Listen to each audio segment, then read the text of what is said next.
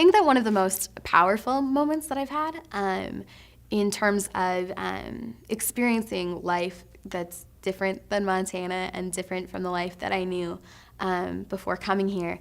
And I think that that would definitely have to be on my first Marquette Action Trip.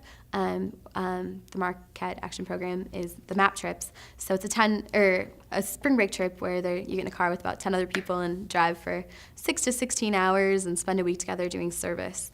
And the trip that I took my freshman year was to Louisville, Kentucky. And it was kind of a different MAP trip. It was almost more like a retreat than it was service.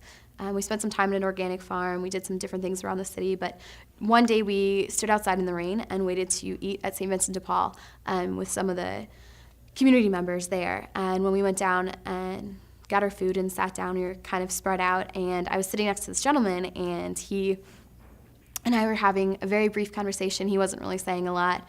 And then I was just talking to him and making conversation, and he asked me if I would do him a favor. And immediately I got really nervous and was really afraid of what he would be asking me to do. This was my freshman year, so it was a different person then.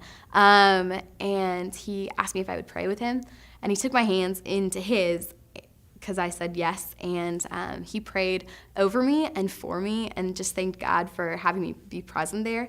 And I think that was probably like one of the most powerful faith experiences that I was able to have, tied in with learning about people and service. And I think that it really is something that I've carried with me and has really kind of pushed me to be willing to listen to people and to not be judging people for the way that they look or the way that they act, but to really read Jesus across their forehead and know that they're there for a purpose, and then each of us is there for one another. And I guess kind of tying it into South Africa, like using Ubuntu, which means I am because you are, and I am more holy a person because of you and your presence in my life.